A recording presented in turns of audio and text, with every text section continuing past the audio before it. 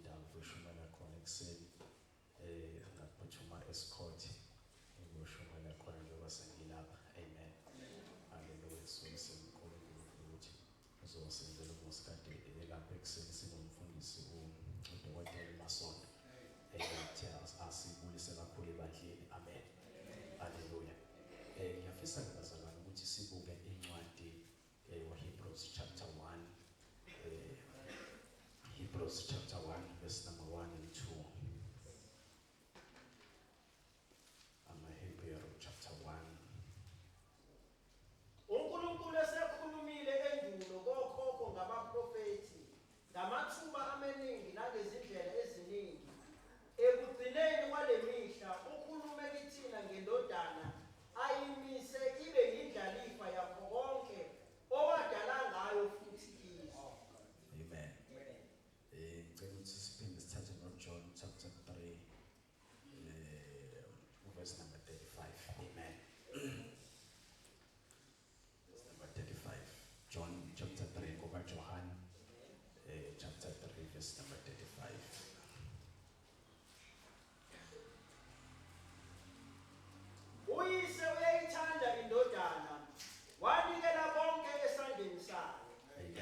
uyise uyayithanda indodana wanikela konke esandleni sayo. Amen.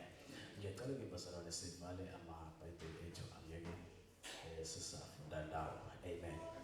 Ngifisa kafushane ukuthi sibuke indaba kaJesu. Amen. Ngifisa ukuthi sibuke uJesu, sibuke the superiority of Christ. Amen. Ngifisa ukuthi sibuke the superiority of Christ, ubukhulu bukaKristu. Amen. Hallelujah. Ngiyafisa sibuke ubukhulu bukaKristu. Amen. La sifunda khona bazalwane, sifunda incwadi yamaHebheru. Uthi la umbhali uNkulunkulu emandulo ukhulumile ngabaprofeti kokhokho bethu endulo ngendlela eziningi nangamathuba amaningi, bese ethi ekugcineni kwalemihla ukhulume kithi ngendodana yakhe. uJesu ke bazalwane asikho isambulo esidlula uKristu. Asikho isambulo esidlula uKristu. Umbhali la wamaHebheru uma uzofunda lencwadi yamaHebheru uzoyistudisha, uzobona ukuthi umbhali wamaHebheru umveza uJesu noma uveza the superiority of Christ. Umveza uJesu amuthathe ezingeni labantu, amuveze engaphezulu kwazo zonke izinto. Indlela futhi amveza ngayo, umveza ngalendlela yokuthi nezinto ebekade zenzeka kwi-Old Testament umuveza engaphezulu kwazo. Ngoba usenkingeni uma uJesu uqala ukumbona ngoba esezele uMaria. Kodwa uJesu ubekhona uMaria engakafiki, engabikho. Uqala kokuba khona kwaKristu akabanga khona ngoba naku esehla ezoza kuMaria ezothamatha umzimba azalwe. Kodwa ubekhona uMaria engakabikho. In fact umuzwa lapha kuJohn uma ekhuluma nababhali nabaFarisi athi before Abraham was, I was. Osho ngamanye amagama even ngisho uAbraham ngoba babemhonorisha kakhulu uAbraham ngalendlela leyo ukuthi baze bacabanga ukuthi uAbraham mkhulu kunoKristu. Kanti uthi ke uma esebavezela uthi before Abraham was, I was. Uthi ngimkhulu ngisho Abraham engakabibikho mina ngase ngikhona. So ke uKristu mkhulu bazalwane ngaphezulu kwazo zonke izinto ezikhona. One of the things la esizoyiveza kafushane ekhulunywa kulombhali wencwadi yamaHebheru ukuthi la umveza uJesu engaphezulu kwezingelosi. Ngoba kwi-Old Testament kade beba ne-visitation yengelosi njalo uma uNkulunkulu ezoletha umlayezo kumuntu ebehlisa ingelosi. So ke ingelosi uma iqhamuka kwi-Old Testament kumuntu ize kumuntu, umuntu ebesaba ingelosi abeyinikeza leyo honor leyo ngoba bebengaphansi kwengelosi. But uma uJesu esefikile, lithi iBhayibheli mawufunda uJob, mawufunda uMatthew chapter 4, after uJesu eseqedile ukulingwa uSathane, lithi iBhayibheli kwafika ingelosi zamkhothamela. So ke kwi-Old Testament uma kufika ingelosi abantu bebeyikhothamela. Kodwa la uma sekufike uKristu akazange akhothama engelosini, kodwa ingelosi ezakhothama kuye zamdumisa ngoba uJesu ungaphezulu kwengelosi. Amen. Now enye into ayivezayo la umbhali umveza uJesu engaphezulu kukaMoses. Ngoba uMose kade bemhlonipha bazi ukuthi akekho omkhulu kunoMose. Kodwa la uJesu uvela engaphezulu kukaMose. Amen. Uze athi ula umbhali uma umuntu enendlu enomuzi uthi lo owakha indlu uthi lo owakha indlu uthi akalutholi udumo kodwa udumo kuba lomnikazi wendlu. So uMose ngalesikhathi ekhipha abantwana baka-Israyeli eGibhithe wayewumuntu nje o-asayiniwe ukuthi enze leyo assignment. Amen. Kodwa uma sekufika uKristu yena ungumnikazi webandla, uyinhloko yebandla, so ke ungaphezulu kukaMose. Aphinde aveze ukuthi uJesu ungaphezulu kwabapristi be-Old Testament. Ngoba ubupristi be-Old Testament bekudingeka ukuthi uma umpristi uma esefa ubupristi bakhe ebebushiyela emadodaneni akhe. Kodwa lo mpristi lo onguJesu ungaphezulu kwabapristi be-Old Testament. Number 1, abapristi be-Old Testament babefa singawakhomba amathuna abo namathambo la bekhona. Kodwa lo mpristi lo onguJesu ungaphezulu kwabapristi be-Old Testament ngoba yena wafa waphinde wavuka. Futhi ubukhosi bakhe noma ubupristi bakhe akazange abuthathe kumuntu. Kodwa nabapristi be-Old Testament ubupristi babo kade bebe-inherita, kade bebuthatha kumuntu. Kodwa ubupristi bukaJesu yena akazange abuthathe kumuntu. Kodwa wehla wazalwa enguye umpristi. Hallelujah. Wawazalwa enguye umpristi. Ingakho lithi iBhayibheli uJesu ubupristi bakhe ubupristi bohlu lukaMelkizedeki. Ngoba uMelkizedeki kuthiwa akanababa akanama, akanaso isiqalo, akanaso isiphetho, akanalo usuku lokuzalwa, akanalo usuku lokufa. Kuthiwa uyaphila ingunaphakade. Now ubupristi ke bukaJesu ilobo bupristi. Ubupristi obungaphezulu bobupristi babapristi kade bekhona kwi-Old Testament. Now aphinde aveze enye into ukuthi labapristi be-Old Testament kade bethatha izilwane benza umhlatshelo lapha ethempelini ukuze izono zabantu zixolele. Kodwa ubupristi bukaJesu abufani bobupristi balaba be-Old Testament. Kodwa yena wathi engumpristi wangena ukuba ayokwenza umhlatshelo esithundeni sokuthi aphathe isilwane enze ngaso umhlatshelo. Yena uqobo lwakhe waba nguwo umhlatshelo. So ke ubupristi bakhe uJesu ungaphezulu kwabapristi be-Old Testament. Hallelujah. Na kukhona la siyakhona. Now uJesu aphinde lokubhala amaHebheru amuveze ukuthi i-New Covenant kaJesu ingaphezulu kwale ye-Old Testament. Ngoba le ye-Old Testament yayidinga ukuthi ivuselelwe njalo ngosuku le-atonement. Kodwa lo mpristi lo yena wangena waba kanye waba umhlatshelo. Igazi lakhe lachitheka kwaba kanye lasaliba enough ukuthi lelo gazi lelo elachitheka more than 1,000 years ago namhlanje still lisanamandla, alidingi ukuthi livuselelwe. So ke uJesu ungaphezulu kwakho konke. uJesu ungaphezulu kwakho konke. Uthi lo mbhali la incwadini kaJohn uthi uyise uyayithanda indodana bese ethi unikele konke esandleni sayo. Sesingathandaza khona lapho uJesu ukunikele kuye konke. Okusho ngamanye amagama uma unoJesu unakho konke. uJesu bazalwane wanele. uJesu wanele. Uma usuthola uJesu awusadingi ukuthi uphinde uzame ukuthola ezinye izinto. Kodwa yonke into oyifunayo ikhona la kuJesu. Buka nje indlela umbhali la uJohn amveza ngayo uJesu. Uma eveza ubukhulu bukaJesu uvela nje athi in the beginning was the word. The word was with God. Bese the word was God. Bese konke kwavela ngaye ulizwi. Bese akuzange kube khona lutho ngaphandle kwakhe ulizwi. okushuthi ulizwi, he is the source of everything.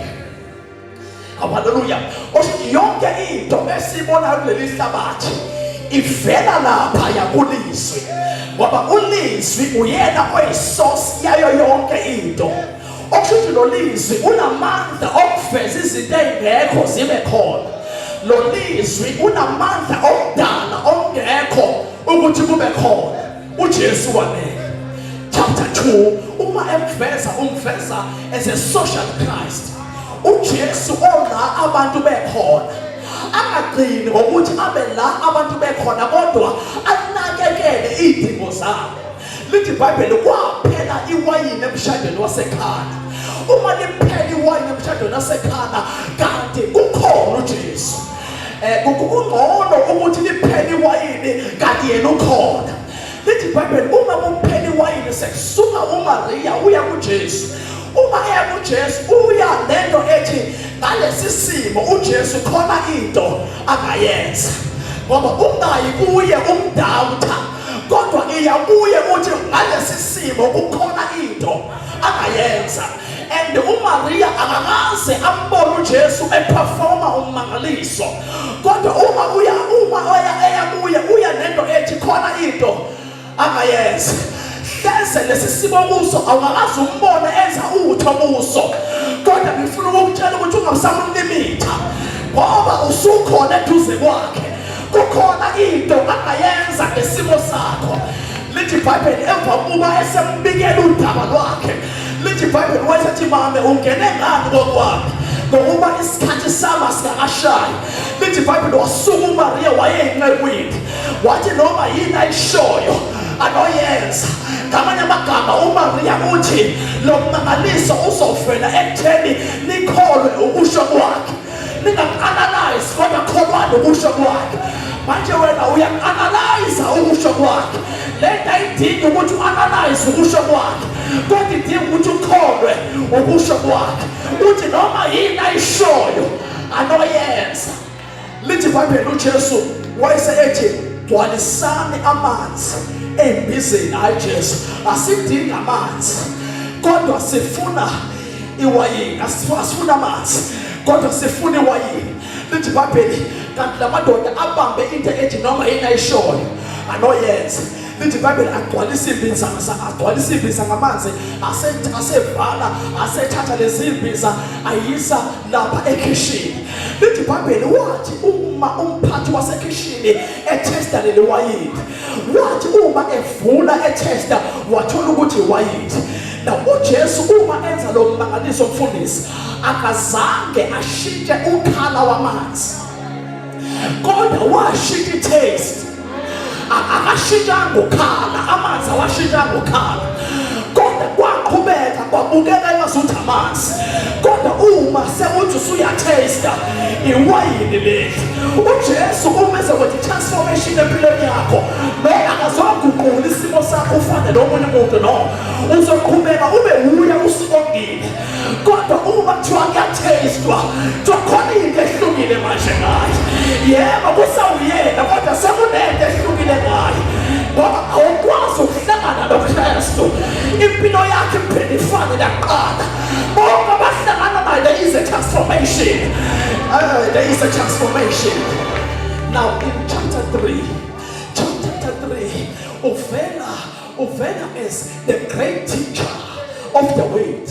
Kusuka le ndoda uNicodemus, lithi iBhayibheli wahamba eya esitheleni, eya kuye kodwa eya ngasese ukuze angabonwa abantu. Mayefika kuye uthi siyazi ukuthi wena ungovela kuNkulunkulu, ngoba akekho ongafundisa kanje enza imangaliso engaveli kuNkulunkulu. Nawuba manje sisalapho akasho ukuthi ngiyazi, kodwa uthi siyazi. Osho njengoba la khona abarepresentayo abanye. Now lo oze kuJesu Nicodemus ungumphathi wabaFarisi. AbaFarisi ba-opposa iministry kaJesu, kodwa kuyacaca ukuthi uma sebebodwa bayayivuma iministry kaJesu, ngoba uthi siyazi akasho ukuthi ngiyazi, kodwa uthi siyazi. Ngifuna ukutshela ukuthi your public criticizers are your private admirers. Laba abagxeka public emasithekeni bayayivuma into yakho. Noma kini lento kaJesu bangayiphika phambi kwakho, kodwa uma sebebodwa bayayivuma bathi lento ayathi khona, lento yalensindiso yakhe ikhona. Your public criticizers are your private admirers. Now in John chapter 4, umuveza as a great evangelist. Lithi iBhayibheli uma uJesu elapha emthombeni kufika lo wesifazane, ufika uphethe imbiza, uzokha amanzi.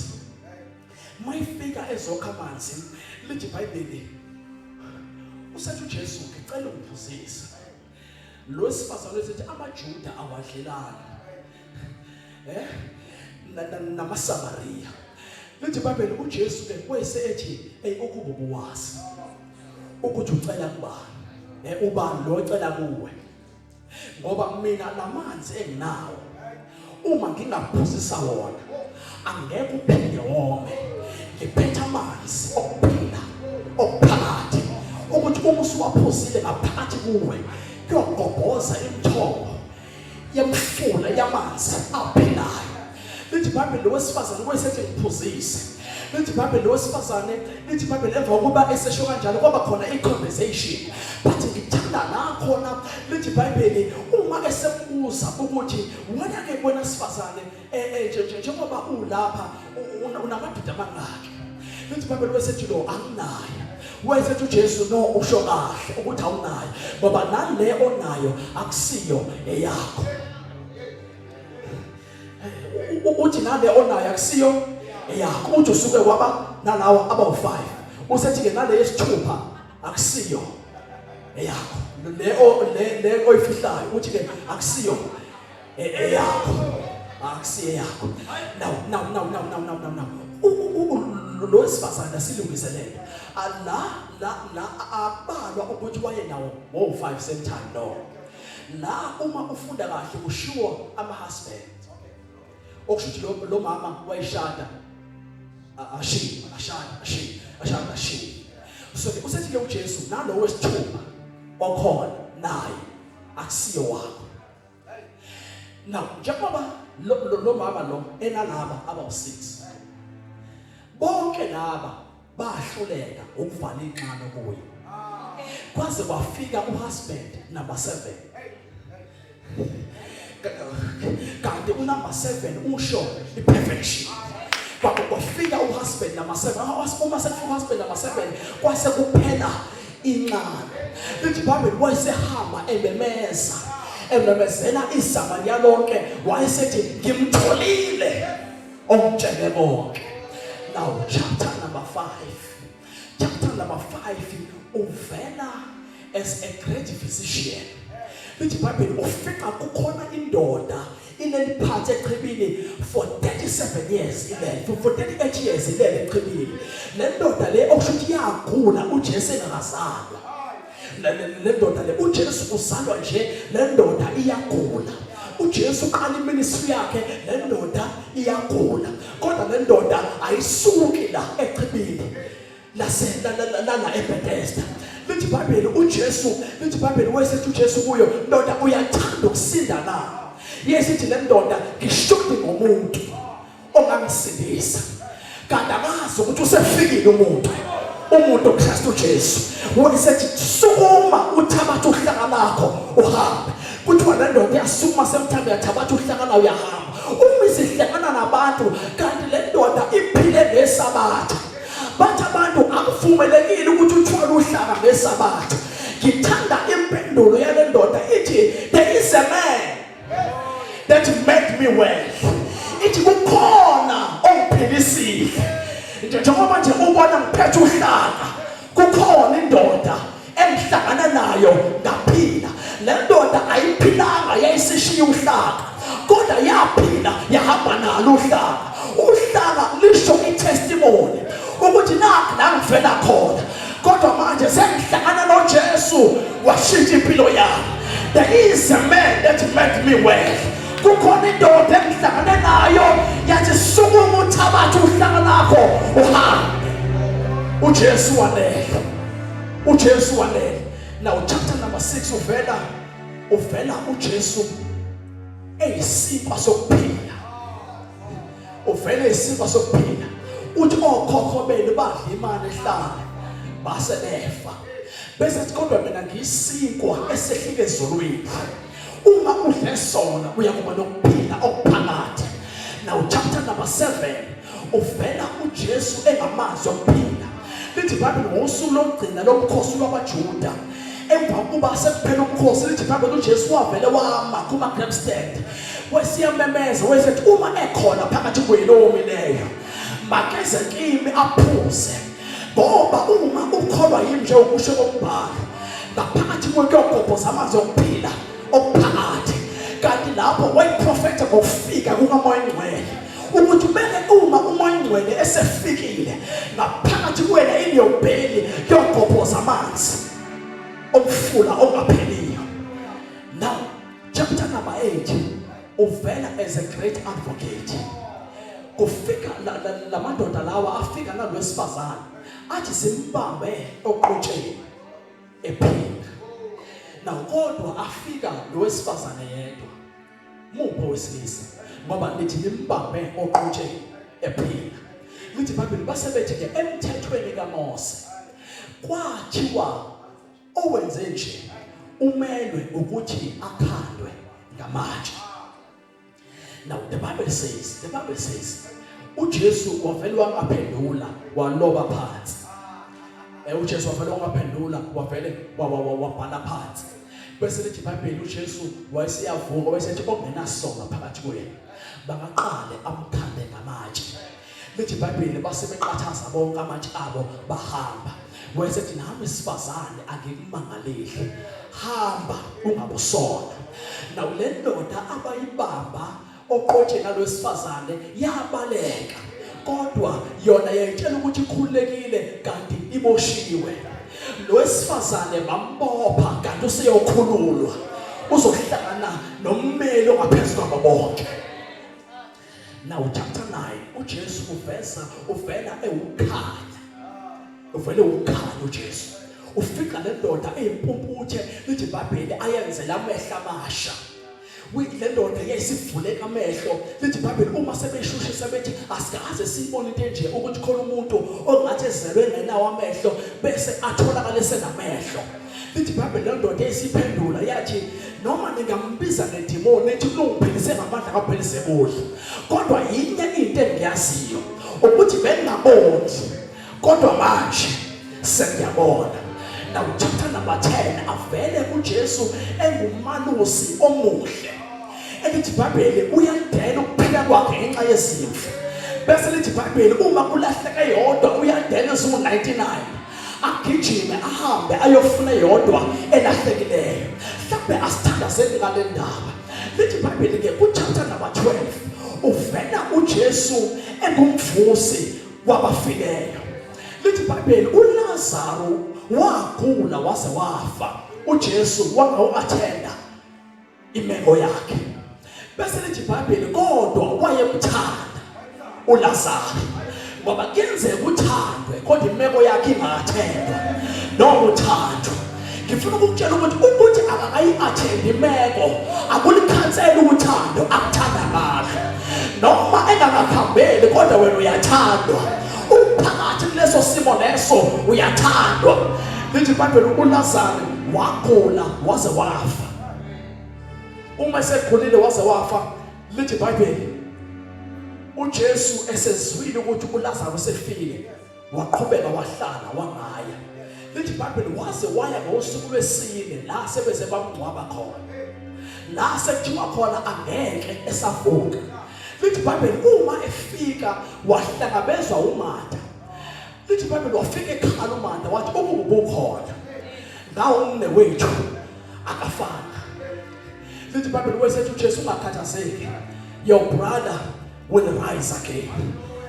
Wathi noma wena ungambuka efile but your brother will rise again. Now the Bible says, Pastor what? The Bible says, wasiyadlula lapho uJesu waqhubeka wahamba kwase kusuka uMaria naye washo amazwi afanayo nalawo ashiwo uMartha ukuthi ukuba ubukhona nga umne wethu akafanga. Wayesethi uJesu nimbekephi? Wayesethi usiyanuka nokunuka. La ekhona sesizini insuku kade afa. Lithi iBhayibheli wayesethi uJesu ngiyiseni la nimbeke khona.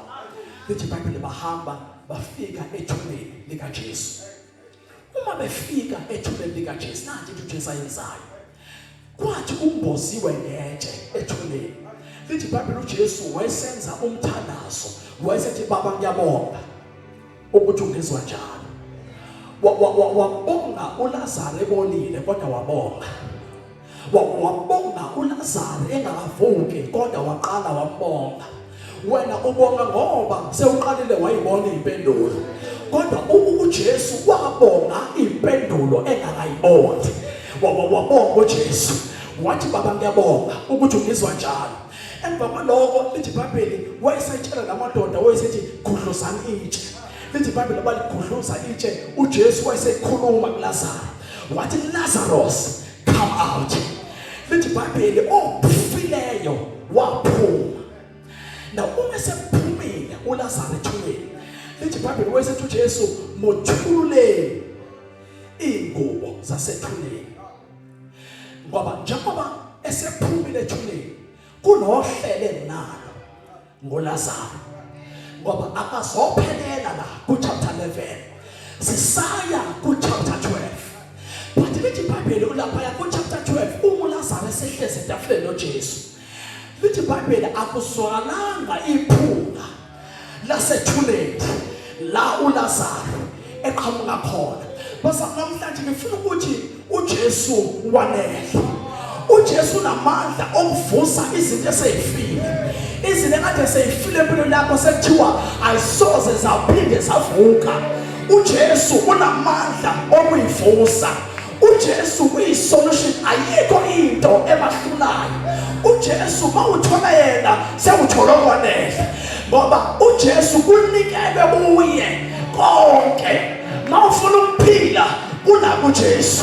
Mawufuna deliverance inako uJesu. Mawufuna success inako uJesu. Mawufuna prosperity inako uJesu. Akusadingi ukuthi uye kwamanye ama-altar. Lo Jesu esamtholayo unayo yonke into. Mawufuna provision inako uJesu. Mawufuna ukuphila kunako uJesu. Lithi iBhayibheli okungenzeka abantwini kuyena kuyenzeka. Awukinikeni uJesu, uJesu yena yedwa wanele.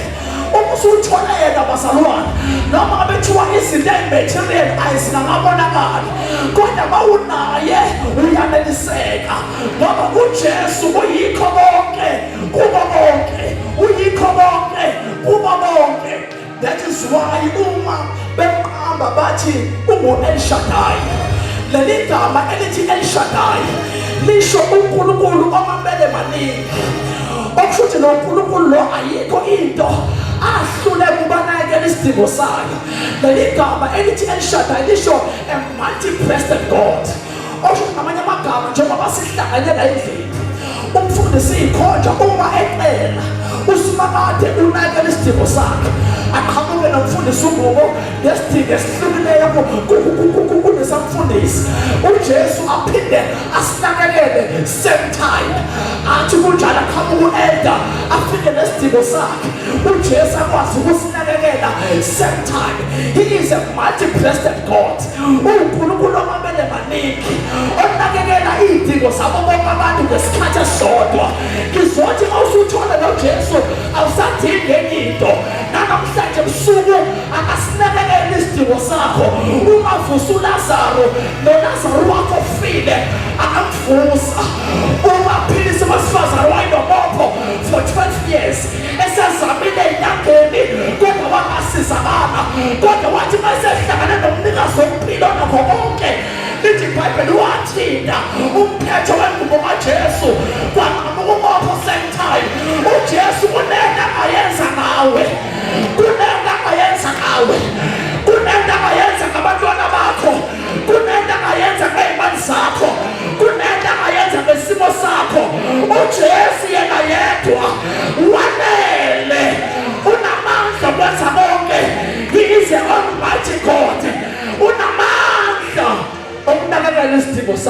Siphakamise imingcele.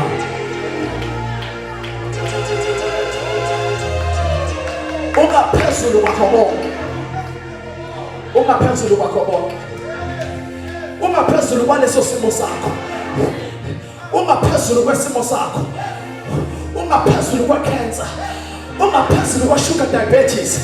Ungaphezulu kwayo yonke into. Noma bethiwa yini odlula kuyo, kodwa azi ukuthi ungaphezulu. Ungaphezulu kwaso.